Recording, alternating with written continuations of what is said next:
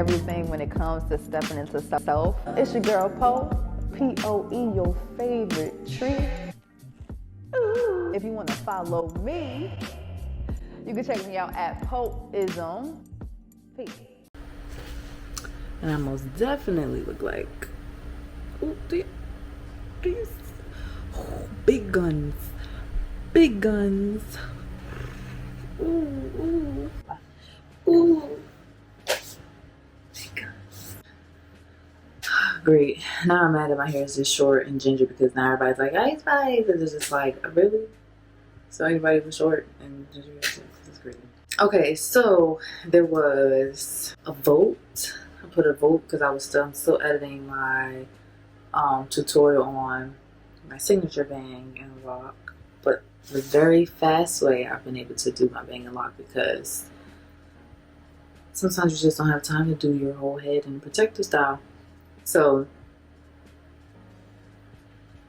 there's the way I did that as it came to the votes, because over 60% chose for this video to be first, which is the journey of identity through hair, or more particularly my journey through, my journey of identity through my hair. And that's like ups and downs and lows and highs and all that. In 2015, you see my background. This time it is not a fireplace.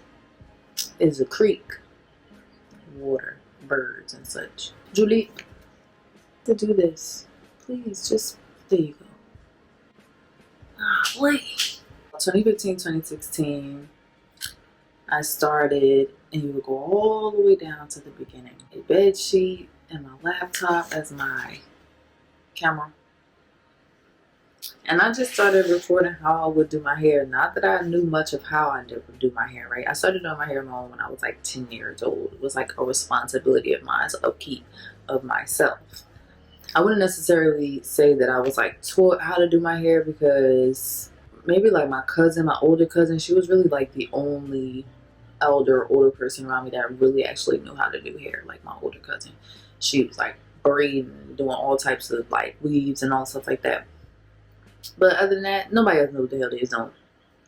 So I wasn't really learning how to do my hair from someone else. I was just trialing and erroring a lot. And actually, I remember when I was in, I think I was in high school at the time, but I put my hair, because it was long enough, my hair was really, really long, and I tied it into a bow tie. I feel like there's a picture in one of my yearbooks. I would just have to dig and look. But yeah, I remember, oh my God, and it rattled people, because I'm like, why can't I just put my hair in a bow tie? But I remember doing that. I'm like, oh, this is cool. But then, like, to be in my adulthood and then see Cardi B put her hair in a bow tie, I'm like, wow, that's a throwback. Because, like, I remember doing that in high school. Starting that journey and not really knowing what the hell I was doing, because then it wasn't really terms or titles for certain things that people do online today. There's so many titles now. Ooh, this light is lighting, y'all. I can't believe it. I complain about it every time, but Jesus. Getting the hang of just being my young little baby self and doing the things I wanted to do with my hair, and learning along the way, because I didn't know what the hell I was doing. Let's be real. Most people don't, especially doing anything publicly. You're really just kind of like trying it out. You're just doing. You're not really like, you know, unless you actually have the accolades, like meaning you went to cosmetology school, which I did not do, or you have like certain licenses and stuff, you don't know what you're doing. I don't know what I'm doing still, and I definitely didn't know I was doing that. I know more now, but I definitely didn't know what the hell I was doing. But as I was going along and I was just learning about myself, because that's really how you're supposed to learn anyways. You're supposed to just try it out, like, you know. I really enjoyed it. The focus for me was just like really having fun and enjoying it. Like, it was another of the many outlets of just expression and discovery, because I'm like, oh man, it's like, once upon a time I didn't know what the hell to do with my hair, and now there's so much I can do with my hair, like, and it's fun. Like, it's fun. as time went on though, and I'm continually doing it, and I'm talking about just like experimentation on its highest level. Okay, I can't even like go down all the different things that I did with my hair. Of course, like I tried different colors. I discovered the child. Something I'm not even like talking about that because I remember when I wanted to. Now I don't care about putting color to my hair because I'm not as gung ho about like, oh, stay 200% natural, like whatever. As long as I know how to take care of my hair, I'm cool with like adding some color to it or whatever, even if it's like permanent type color, like i.e. what I have here. But I remember back when, which was towards the beginning-ish of my journey of hair expression. I'm like, I want to color my hair so badly. I want to color my hair, but I don't want to damage it. But it's just like, what? That doesn't exist. Like, what the hell? And I'm doing a lot of research, and my girl was doing a lot of research, and then we come across this ad, and this ad is of Japanese people, not a black person in sight. Japanese people, bone straight, one type hair, and they're putting this product in their hair. And we're like, what is this? It was like kind of like conditioner-y or whatever, and it like dries your hair. I'm like, this is weird or whatever. I was looking for it everywhere. I was looking for it on Amazon. I was looking for it everywhere. Couldn't find it. The only place was this brand. And I'm like, okay, I'm gonna just whatever. I'm just order it from them. It takes months for it to come because it's coming from across the world, from Japan. Mofang, that's what it was. That is the original. And I tried out. Viral. Like, because the premise of it was something that didn't necessarily exist. Like, you're able to have the experience of coloring your hair without the dedication, or at least the commitment, of permanently coloring your hair. And it was big. I'm mixing the colors, trying all these different things or whatever, but these colors are only coming from across the world because it was not available anywhere. After, of course, it goes viral, you know how people go, it turns to something else, and now all of a sudden it's like new brands that's buying it, and like they bought it from the place, they took the labels off and put their labels on it. I remember that. I remember them stealing my photos and like using my photos as the marketing for it. And then whatever. Now it's a normal product to use, and it's honestly, if you search up anywhere, you'll find it. Like, popular US brands now have their own versions of it or whatever. But I remember that years ago, and I'm like, this is ridiculous. That's really only one of the many experiences where I've discovered something, and there is timestamps for it. So I'm not even saying it to try to big up my head, but there are timestamps. There are timestamps. There's right on my YouTube. You can go and look. It's timestamps. So that's why I just don't say anything, and I just let it go because the timestamps are there anyways. But that was a fun time doing that with my hair, and I enjoyed that. But then I got bored with that. I think that's the thing on me, is just like when I try certain things, I get bored. I get bored really fast. So it's that video Rihanna, she's like, yeah, when I'm already doing something, like I'm already bored while I'm doing it. While I'm doing, like, what's next? While I'm doing it, I'm already bored. That's how I feel. That's like high Virgo energy. Highly. So, and I'm a Virgo moon. So I'm like, wow, I'm bored of this. But also the way that I move, and I tweeted this the other day, like whenever I feel like everyone starts doing something, I have to go the other way, because then I'm not doing something right. Like, that's always been part of who I am. Like, I'm fine with being an outcast. I'm fine with being an oddball. I'm fine with people not enjoying it or liking it or whatever. Especially pre-2015, before I even jumped into hair expression, like pre like in my life growing up or whatever. I was just like, whatever, like, I moved on. I'm like, okay, I really want to try something else. I want to do something different. I want to have fun. I really started experimenting more with wigs. Okay, was wigs next?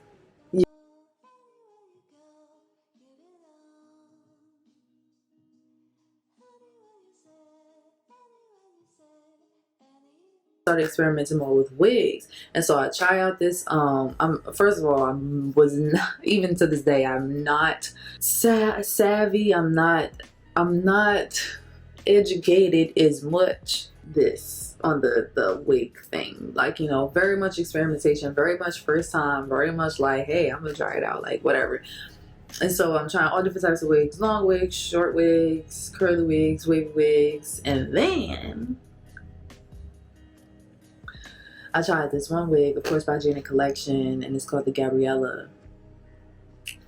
Viral. It goes crazy because it was a very affordable synthetic wig, but it did not give synthetic. It did not give synthetic. It gave voluptuous. Voluptuous? Voluminous. Voluminous? Oh my god. But yeah, it was giving. It was giving all that it gave, and all that it got, it was given. It was. And so that was like big, because then it made me want to like stay a little bit in the wig world. I'm having fun. I'm doing like lace and all different types of fun shit. It was fun. And then I got bored of that. In between these things, right, I'm having these great opportunities, and I'm having fun, and I'm going viral and mini viral, and like just really like fun collaborative things with certain brands and stuff. It was fun. But then I got bored, and I'm like, yeah, because I'm not about to do this forever. Like, I'm gonna wear wigs to the day I die. Like, it doesn't make no sense. Or at least showing that I'm wearing wigs to the day I die. Like, it's not doing. It's not. It gave when it gave, but now it ain't giving. And then I'm like, I'm moving on now. So I move on because I have to create more, and I have my fun for a short time. Did I do singlies? No, I didn't do singlies really. I did my favorite, my current fave, and I'm never gonna let it go. And the reason why is because when I get to my later on in life, I'm going to actually lock my hair. So then I get into my faux lock. Which is so fun. I can't even count. I even have a playlist here on my YouTube of all the faux lock styles I'll try out. Short, color, long and colored, and then adding my twist with the bang.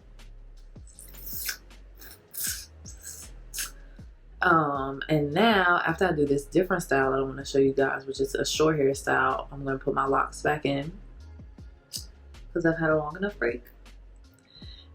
And the way I'm going to do it this time is going to be so fun. And I think the reason why I love faux locks so much is because there's so many different ways to do it. I think it's so funny that people kind of like talk about how having locks is like not a versatile style of hair, because I don't know, maybe because it's like individualized. You see, it's like different pieces of hair, but like you could do so much with locks, like so much. You could still curl them, you could have them out, like, you know, you could have them updo, long do, you could color them, you could like shorten them, elongate, like you could do so many different things. I just feel like they're easier to manage because you don't have to worry about like knottiness. You don't have to worry about like detangling when it comes to, you know, hair that is not locked. So people sleep, but yeah, I know that later on in life, not now, because there's just different things that I'm going to do in my hair, you know, because eventually, you know, as you can see, I end up cutting my hair, but whatever. So yeah, I had the most fun ever with my faux locks. I thought my faux locks was the closest to my personality and my identity and my versatility. You know, I remember watching my mom do her hair and have real locks, faux locks, cut, all that as I grew up. So it was just really nice to like enjoy myself, because I'm like, this just fits me so well. Like I feel like she's me and I'm her, you know. And so yeah, use this song. Put this under my eye, really bang on the other side.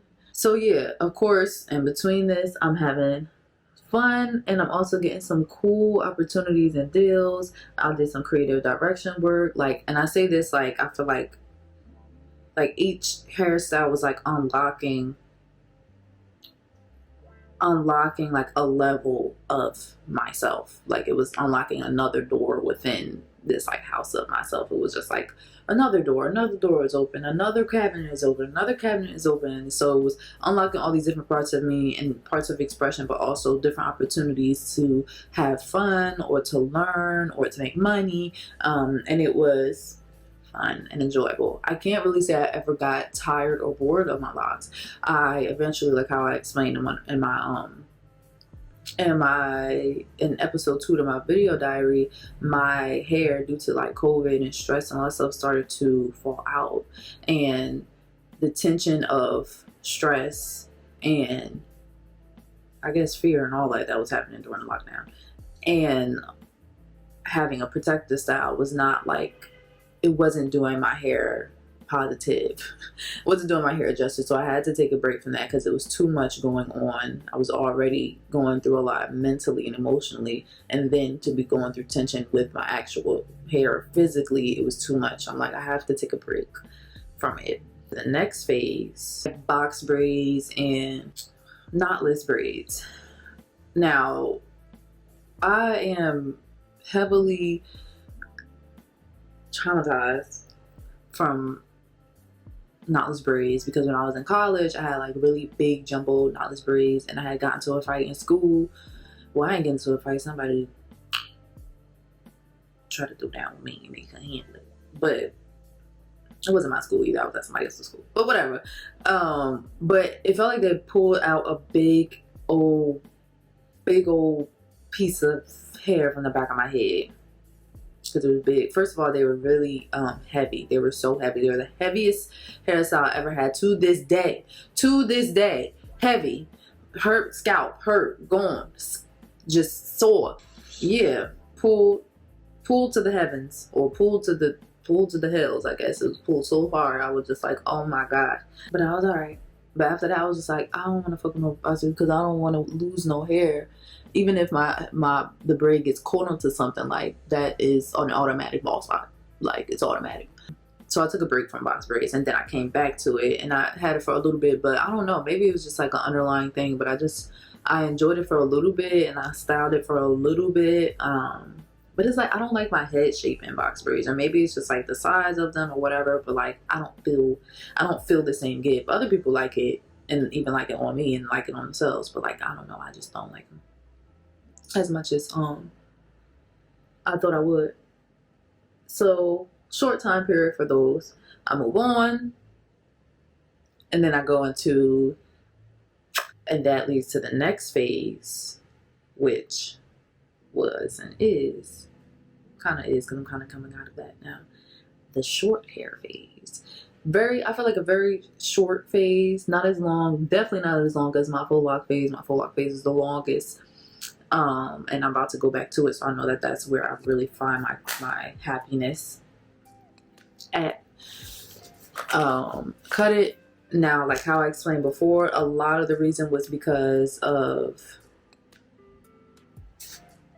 I'm like, what the hell? A lot of the reason was because of like health wise, like my hair was falling out. So, you know, I'm like, I don't want to do anything with my hair. You know, I want my hair to just on its own continuously just kind of like let it down, let it, you know, shorten it until it was boop boop, a little thing.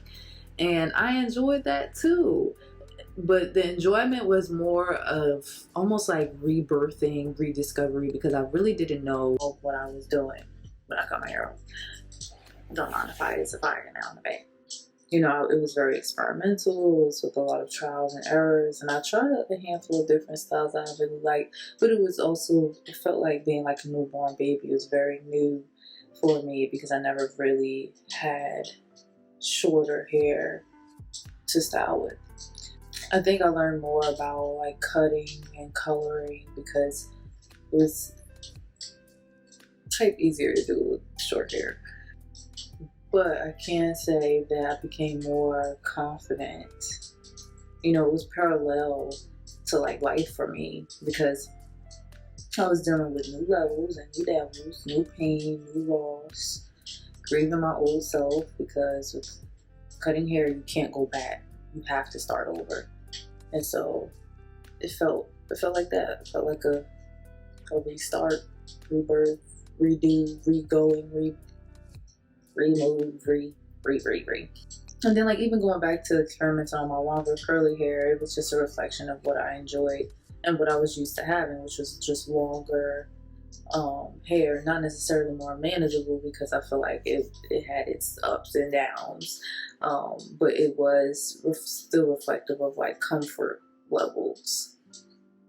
And so I was able to have those different chapters of having the length of my hair, being able to go through wigs, which is on top of my hair, protective styles, which is just in between my hair, and then cutting it all off, watching that process starting again from the beginning. My advice would be, in general, I believe that beauty is just not sustainable. Beauty is